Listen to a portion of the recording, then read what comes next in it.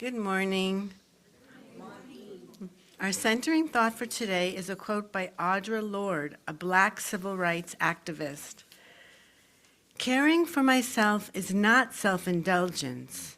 It is self-preservation, and that is an act of political warfare. If you haven't already done so, please silence your cell phones as we enjoy the prelude.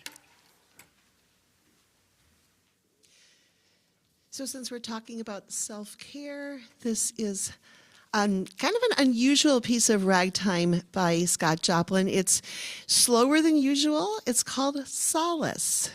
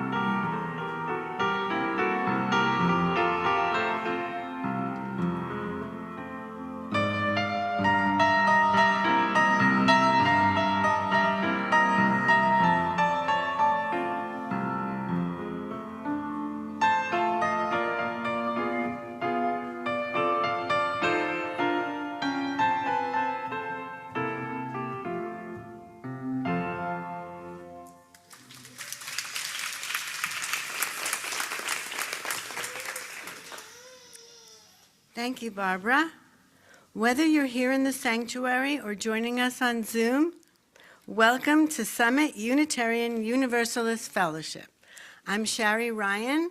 I have medium-length brown hair. I'm wearing a shirt that has swirls with dark blue, white, sorry, and teal. I'm 65, and that's all I'm saying. Okay. Okay. Summit is a liberal religious community where where we respect each other's personal spiritual paths. Our beliefs differ, but we share some core values: love, a commitment to inclusion, compassion, social justice, and a sustainable world.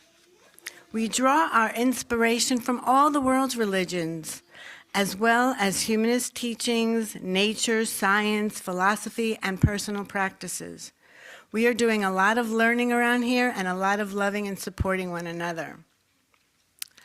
If you are new and would like to learn more, we invite you to visit our website, summituuf.org. If you're here in person, you can visit our welcome table, which is right outside the front door. More than likely, someone will introduce themselves to you. It was the warmth of Summit when I first came that drew me back. It's the warmth and the love of everybody. So be sure to say hello and smile, and someone will surely do the same for you. Reverend Casey has pre-recorded her sermon today. She is away at an intensive class for her Doctor of Ministry. She is the only UU minister there and is loving it. But she does say, but she does say she misses us, so, yeah. Okay, every week we acknowledge that the land we are on right now is home to the Kumeyaay people, or has been for more than 10,000 years. It was forcibly taken from them during the colonization period. However, this land continues to be their home. As an example, I found Ethan Banegas, Banegas,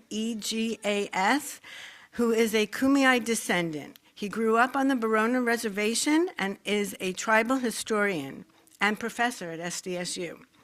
He also served as the director and author of the Kumeyaay Visual Storytelling Project. You can find information about him online, just if you want a little tidbit of extra information. Okay. We now have no announcements. Anybody want to change that? Because no one, okay, yeah. Okay, and now Aisling and her siblings will come light the chalice for us.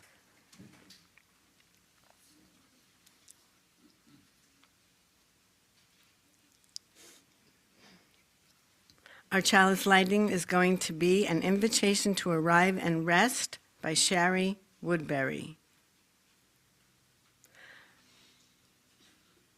Okay, so this is going to be a little complicated, all right? So it's going to be on the screen, yes. And as you could see, there's parts that are indented. For those parts, everyone, or not everyone, you will be saying those parts. I'll be saying the other parts, and then where it says both, we will all say that together. So there's like 3 things. It should be fun, right? We're going to do this. All right. You ready? Okay. Yes. Out of the din of the city, away from the noise of the crowds, we come to rest in this moment, in this place, set apart from the never-ending to-do lists. Embracing the seventh day of rest, we come to the warmth and stillness of this sacred hour. Remember, you have chosen to be here. Something in your life led you to arrive here now. Whatever the tasks and cares await you, now for this brief time, simply rest. Allow your soul to be nurtured. Let the waves in your mind and heart gradually subside. As you come home to yourself, holy and whole. Come, let us worship together. Please stand as you are able for the UU hymn and aspiration.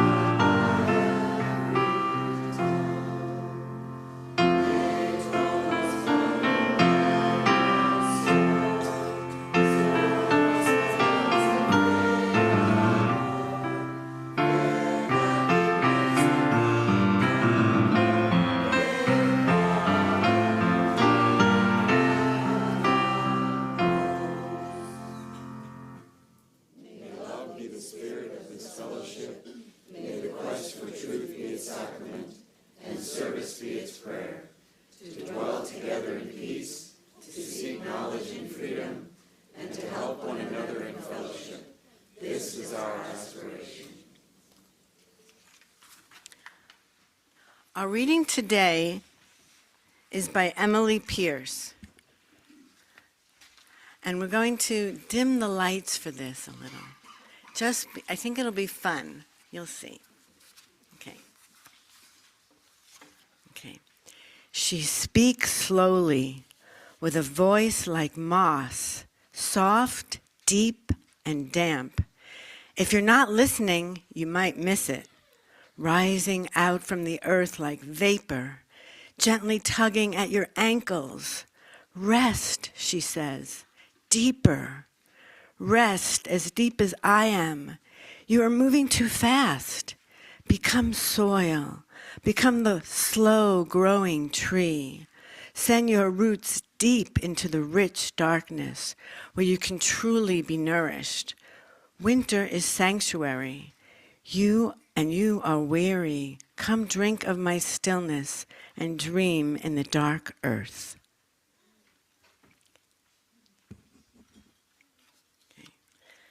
Okay. Please stand as you are able for hymn number 170. We are a gentle, angry people. Jerica Stone, our wonderful new cantor, will cantor.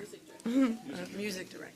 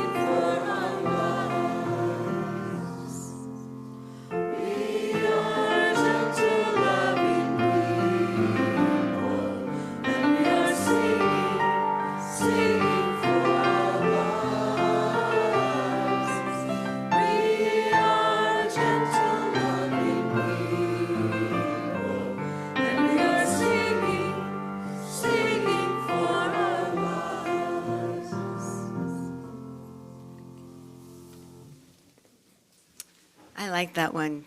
Please note. Okay. Okay. So for joys and concerns today, I don't see any, but there are candles lit. Okay? Yeah. And I have a joy to report. I am so happy that Tom Biggert has come home from rehab, and we had a small group or covenant group last week, so I'm just really excited to have him home. Yeah. And I also know that there are concerns that people haven't told, and I just want us to take a minute to just hold those concerns unstated in our hearts.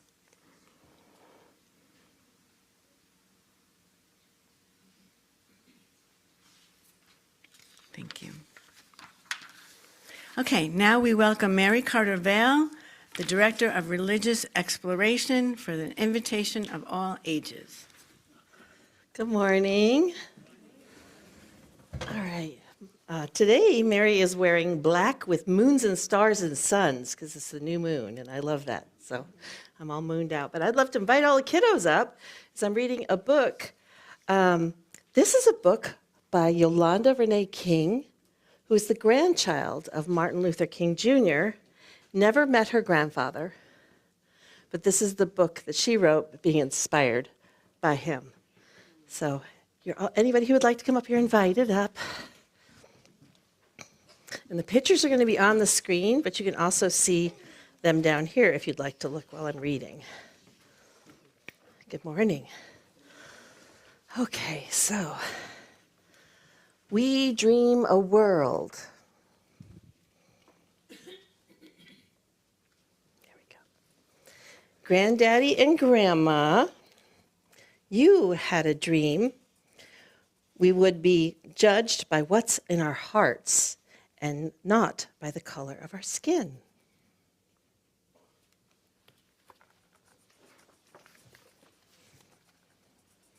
You were gone before I came into this world, but that dream and so many others lives deep inside me. Everything you believed in still shines like the brightest sunrise on a golden horizon. Many ask me, do you plan to follow in Dr. King and Coretta Scott King's footsteps? How will you ever fill their shoes? Do you have what it takes to walk their path? I hold fast to all of that. I hold fast to all that you stood for: peace, togetherness, harmony, and love. Granddaddy and Grandma, thanks to your wisdom and determination, I now have my own footsteps, my own journey, my own dreams for our world. And so, while I follow your example, I am also ready to lead. I am ready to walk the uncertain road from today to tomorrow. I am ready to keep my eyes on the prize that you set out before us with the power of your vision. Yes, Grandma Coretta. Yes, Granddaddy Martin. I am ready. Every day, I thank you for the gifts you gave so many of us through your hard work. Because of you, I know that struggle and triumph are bigger than just me. The promise of a new day starts with me. You helped us see the dream. Now we're here to be the dream. The wisdom of your words weaves a rainbow that lights our way. Granddaddy, you told us love is the key. Grandma, you taught us when the heart is right, the mind and body will follow. These words, these keys to our hearts, open the door to all that is possible.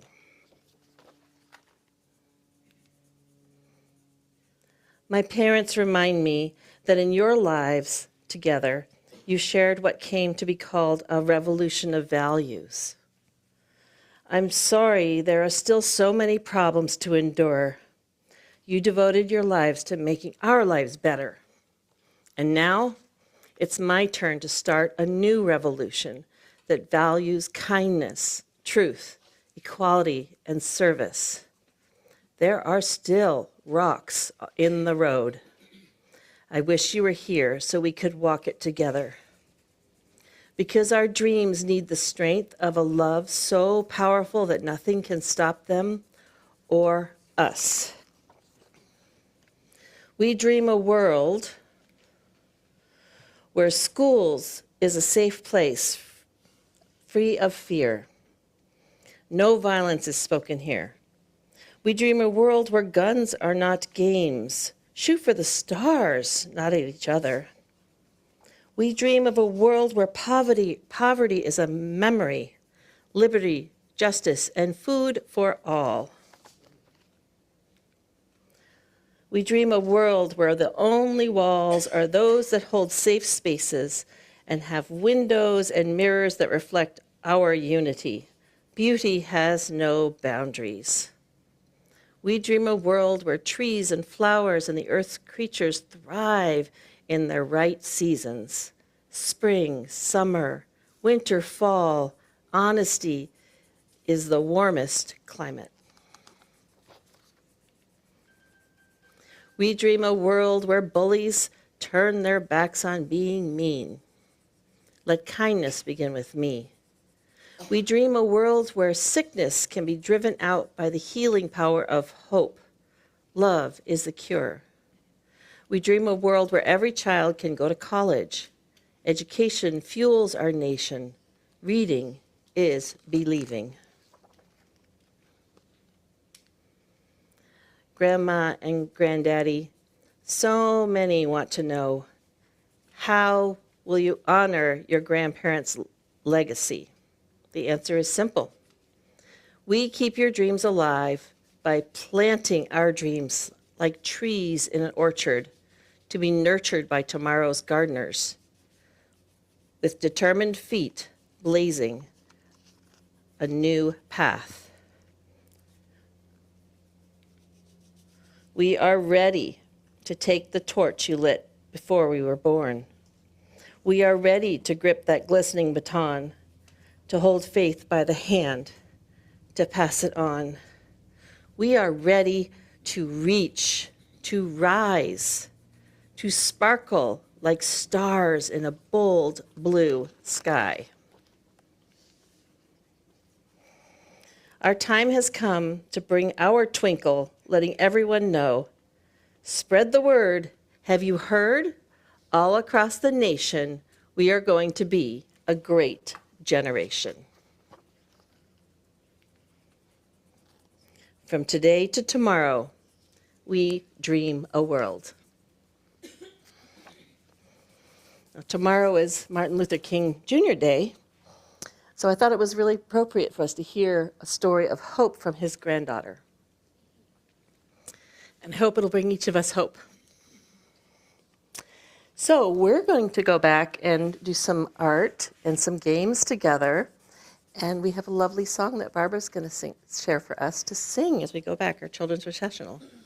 Are we ready?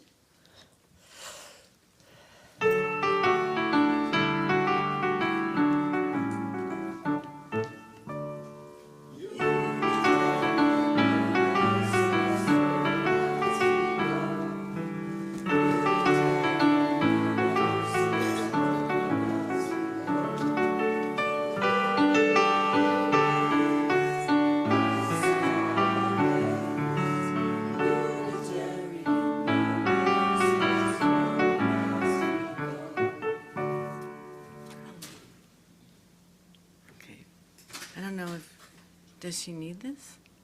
I don't know what that is. Okay. Okay. Please stand as you are able for hymn number 352, Find a Stillness.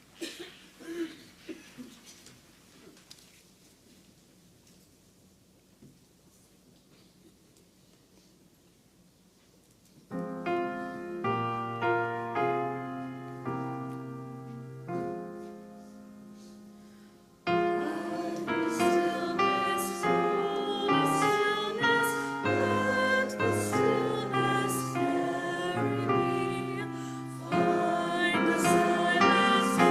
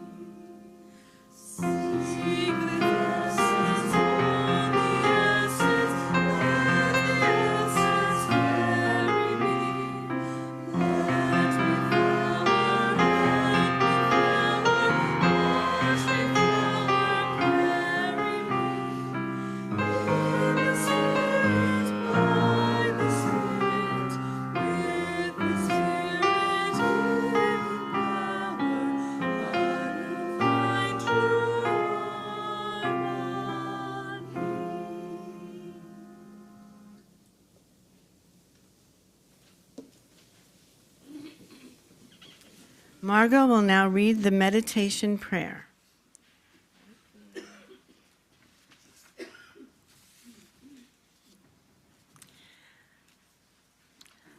Beloved companions, we arrive in this space where all we have to do is breathe. Just allow yourself to take a couple of deep breaths. As you breathe in, think of it as an invocation to bring in new life and light.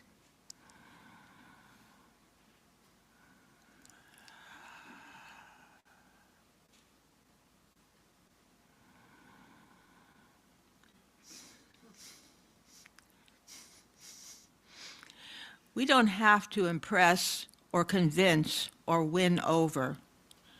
We don't have to know the words. It's okay we didn't read the book, or pass that class, or carry that title, or meet that mark. We don't have to be anything but who we are. Here we rest in essence together.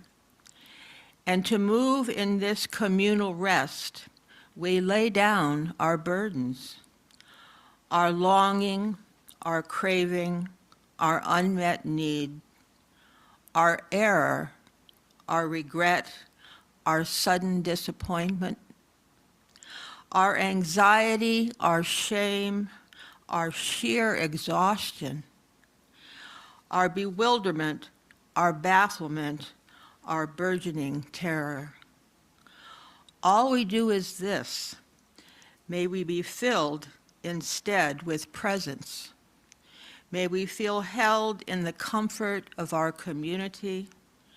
May we discover new compassion for ourselves and for others. May we meet this moment with gentleness, ease, and gratitude. For this air we breathe together, for these questions we ask together, for the justice we seek together, for the songs we sing together. Amen and blessed be.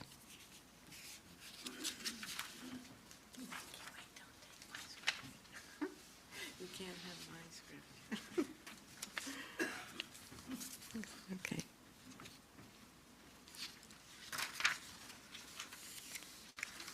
Oh, now let's listen to Casey's message, In the Dark of Night, on Rest as Resistance.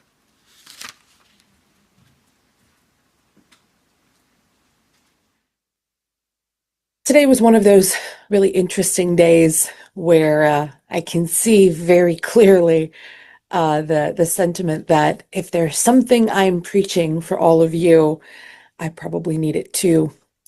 It's been a very chilly, very, very intense, in a good way, 2 weeks here in Washington, D.C. And boy, am I looking forward to getting back to the warmth and sunshine in San Diego. I had every intention when I knew that I was going to be away for this weekend of recording this sermon initially while I was in Bentonville Pines. Some of the reason it didn't happen was pretty practical. It had snowed before we got there, and it rained about half the time we were there, and it was very cold outside, although I'm finding that perhaps Bentonville Pines cold and DC cold might be very different. And so part of it was just sort of practicalities. And I was a little frustrated about that because I really wanted to take some time to think about this sermon and get it done before my intensives. And boy, does the universe have a sense of humor. I think there was a lesson in me that for me to have learned about this sermon before I brought it to you all. I have, as of today, completed 2 weeks of intensive courses. We were in classes from 9 a.m. to 4 p.m. every single day with an hour-long lunch. But lunch is never lunch. It's always talking shop, right? So 9 to 4 straight through, always talking about something. And it's an intensive course, so it's always about the work. Even the movie that my classmates and I watched yesterday was still work.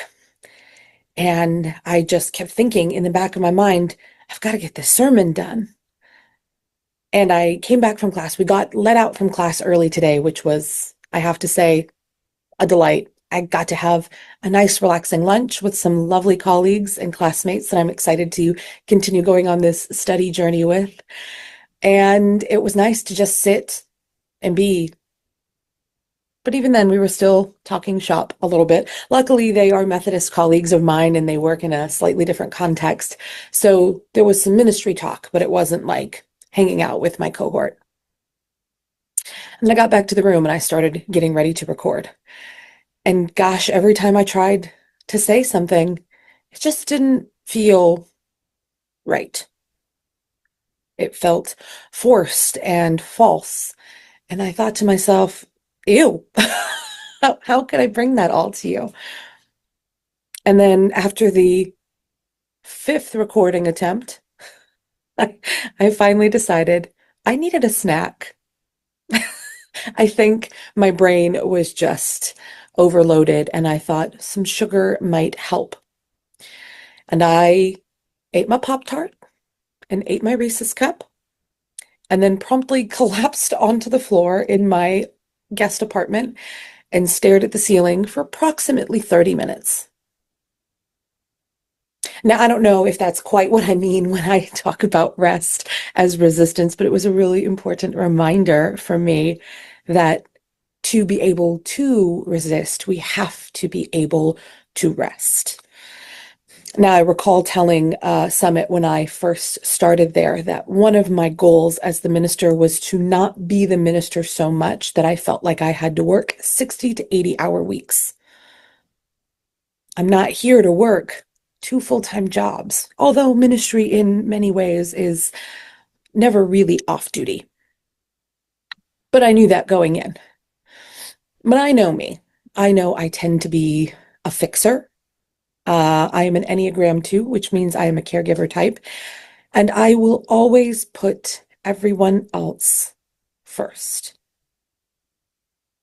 In some ways, I think that is part of what makes me a particularly good pastoral caregiver, and also is a danger to my ministry and my work with all of you, and to myself in a lot of ways.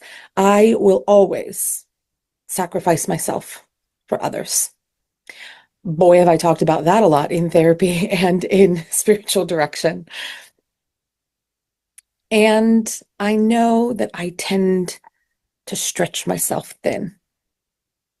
And I'm grateful for a staff that can see me doing it. Despite my pleas of, please take your time off. You're not asking for your time off. You're telling me you're taking it. And then turning around and not taking my own advice. I recognize it's really rich. And I recognize it's really rich to be sitting here today in front of you as I'm recording this sermon after 2 40-hour weeks, plus another 20 to 30 hours of study over the last 2 weeks. And here I am telling you, gosh, can't we just rest?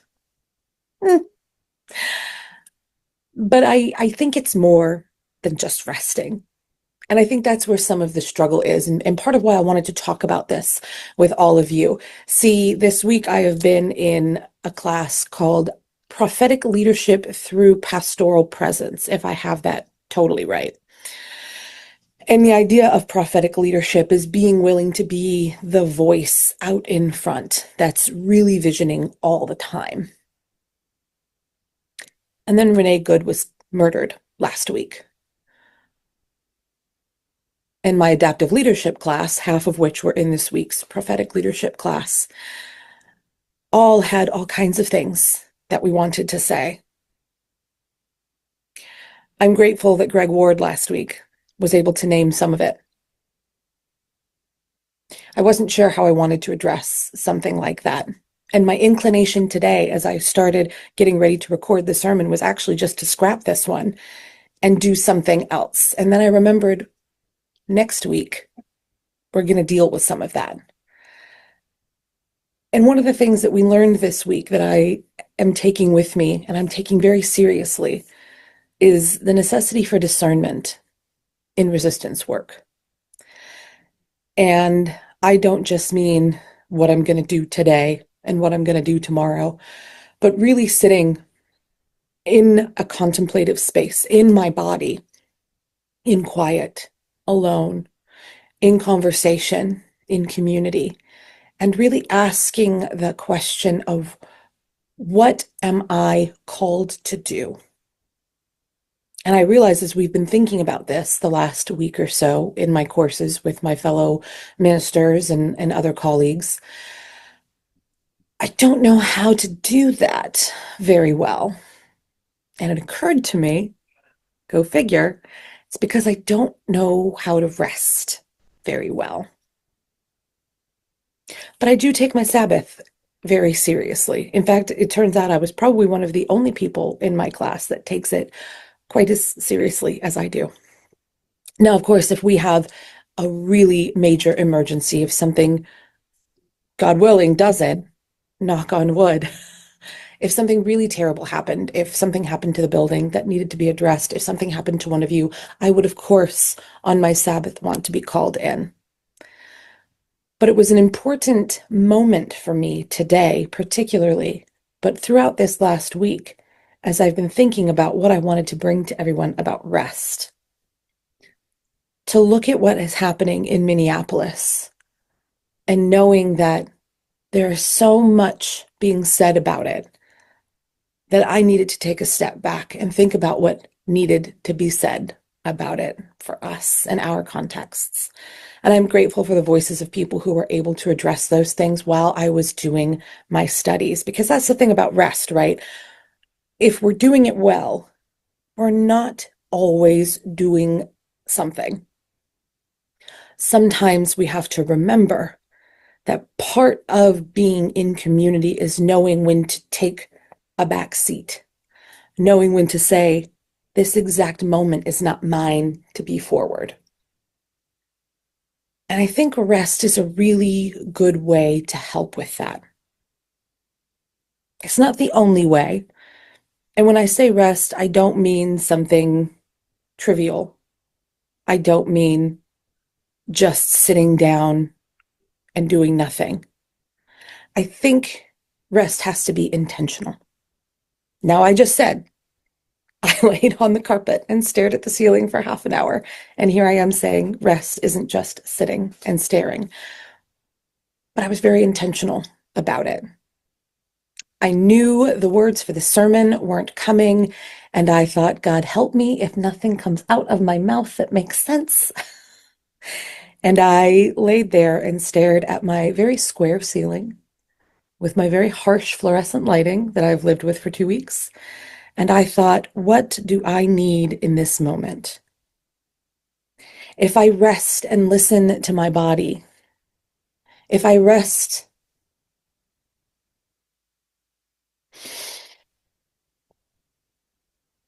and let my brain be where it needs to be, what can I hear? What can I feel? Clearly, it's been a bit of a week, and we'll get to some of that next week. And again, all in good ways. But the moment where I knew that I just had to stop, being afforded a position of privilege to where you can just stop and rest here in this space. There's a book called Rest as Resistance by Tricia Hersey, and I'm not going to give you a big overview on it right now. It's a much more important and lovely book than that. But Tricia opens the book as a Black woman from Chicago and says, resting saved my life. Resting saved my life. And she goes on to say that she doesn't need anyone's validation or explanation or even research. She knows in her heart and soul and deep in her bones that resting saved her life. The book is broken down into 4 sections, of which I unfortunately did not take a note of and cannot remember entirely off the top of my head, but rest and dreaming were 2 of them. But she says something really important that kind of gets to the heart of where I'm thinking. She says, grind culture has created a bunch of exhausted, disconnected, and traumatized people moving through life unable to tap into their true power. We need rest to connect ourselves and to dream. Wow. And I think a lot about where we are politically and economically and emotionally. We have all the connections in the world in the palm of our hands with our cell phones. And yet, Hersey says that is one of the things that disconnects us because we're so busy always being connected. Are we ever really, truly resting? When we live in a capitalist society, which is, I could say a lot about how I view America as a capitalist society, but I won't today. She says that when we live in this place where we are browbeaten over and over again, where our bodies are used as commodities, as tools for the capitalist culture, for the billionaire class, all we are is tools that are ground day in and day out. And what sort of life does that allow us to lead? I would bet if I were standing in the room and asked this question, I would see most hands in the room go up. So I'm going to go on some faith and say that's probably what's going to happen. But if you have ever sat back and tried to rest and thought, God, I feel so lazy, go ahead and raise your hand. I'll wait. Look around the room. If I am lucky, there are less of you with your hands raised right now than I would expect. But if any of you are anything like me, rest often feels like a waste. I have so much to do. If I just sit down and don't do it, I'm wasting my time. I'm wasting my life. And what a horrible way to live. To think just being in our bodies and spending time with ourselves and with our beloveds is a waste. Because we have been raised in a society that tells us our output is what makes us important and worthy. That's why when we think about those who can no longer work, there are plenty of people in our country who think those people are no longer worth protecting and worth caring for. But see, we're Unitarian Universalists, right? So we know that we all have inherent worth and dignity. So how could it possibly be that if we are resting, if we're not actively moving in spaces that make money and commodify what we are capable of doing, how can that be a bad thing? Sometimes I think we live in the most exceptional of times, and sometimes I think we live in the really weirdest of times. And sometimes I like the thought experiment of thinking about what my ancestors might have done. Farmers, mostly at some point. I don't know a whole lot about my familial line, but farming and fishing, I believe, are pretty heavily a part of it. And I think about the moments of life and the passing of time and how we are in places that our ancestors would be so thrilled about and so confused about. What do you mean your workday doesn't end? What do you mean you don't have communal time with your families? I also wonder how much of that is white supremacy culture and all sorts of things that go into making this a hot mess of running ourselves ragged. So at the end of all of this, as I'm feeling a little like my unrested brain, although trying to be rested, is losing the plot a little, I would like to read another section from Hersey's book. She calls it Meditations for Rest. And as we think on this sort of big amorphous idea of what rest can be like and how saying no to the grind and choosing ourselves, choosing to rejuvenate ourselves is really where resistance starts. Because if we're exhausted, we can't fight back, right? because that's part of the point. Keep them exhausted so they can't do something better. So I bring you Hersey's meditation for rest. I deserve to rest now. I am worthy of rest. I am not lazy. How could I be lazy? My ancestors are too brilliant for that. Capitalism wants my body to be a machine. I am not a machine. I am a magical and divine human being. I have the right to resist grind culture. I don't have to earn rest. Ease is my birthright. Do less, watch how I thrive. I will rest. May we all find the moments in our lives to help us reconnect. If we are truly living into our Unitarian Universalist values, before we can do any of the work that needs to be done, we have to start here. We have to know what our capabilities are, and we have to tend these bodies and souls in order to do the work. I hope today there is at least one person in the room who heard that and thought, cats have got it right. I think I need a nap in the sun. Or however you choose to rest. Hersey tells us there is no one right way. Indeed, it should be ever changing. So may you rest today.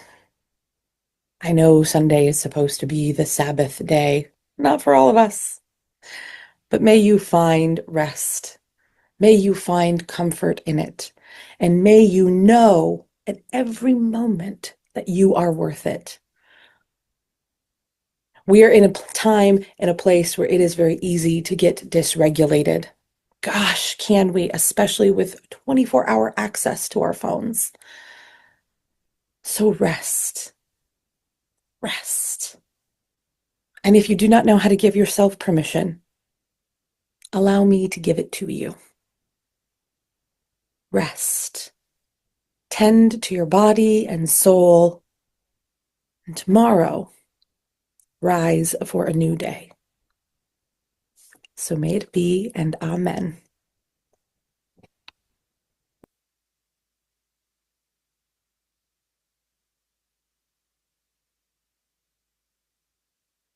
We on?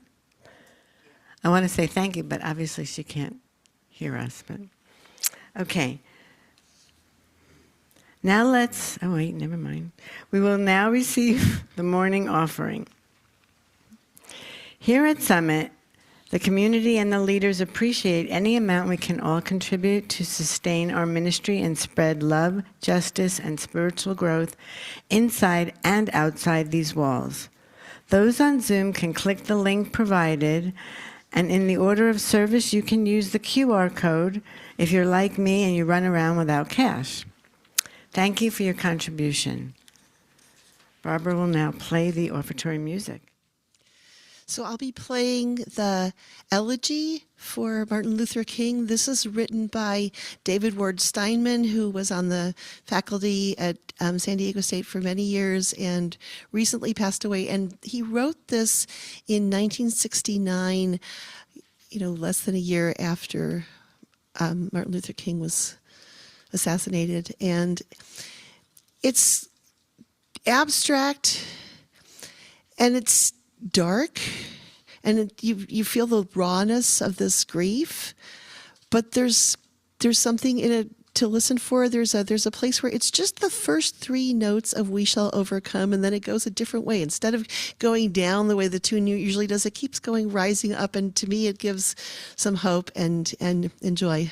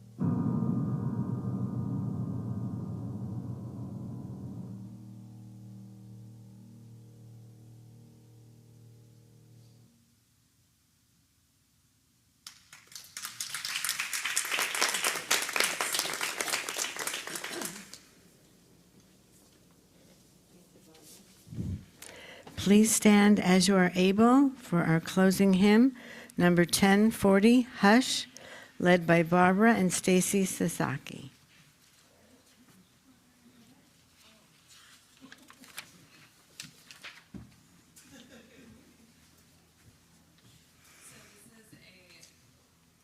Sorry, friends. This is a newer hymn that doesn't sound like it's done very often. So I have Stacy to help lead us. So you'll hear both of our voices with Barbara, and between the three of us, we will do our best to lead a very jazzy, funky, fun hymn. Thank you.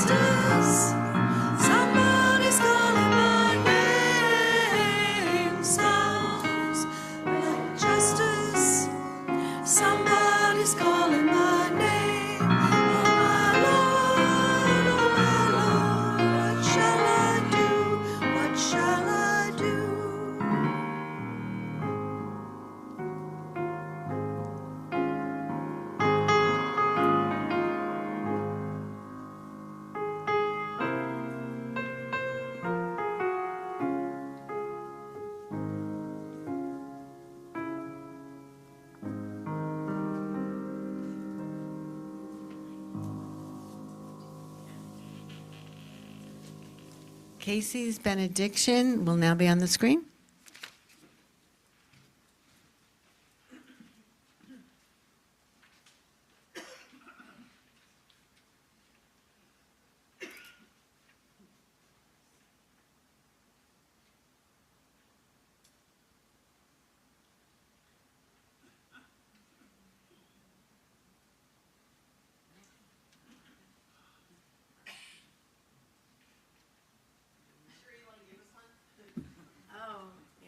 First, you need to define benediction for me.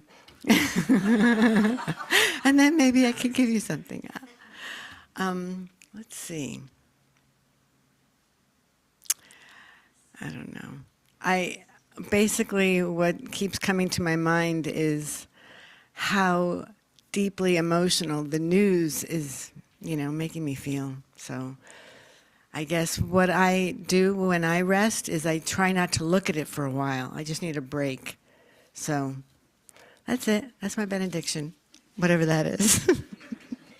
Okay. Okay, so please join us afterwards for snacks and fellowship in the salon. The salon is a separate building on the other side of the parking lot in that direction. And there we can talk about the sermon because we're not having one of those conversations. Okay. And now Eleanor will distinguish the chalice.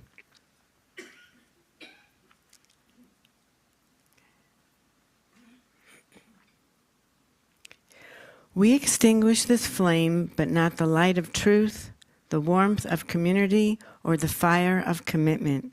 These we carry in our hearts till we are together again. Please stand and hold hands for the closing circle song, Together Hand in Hand. If you would rather not hold hands, that's fine.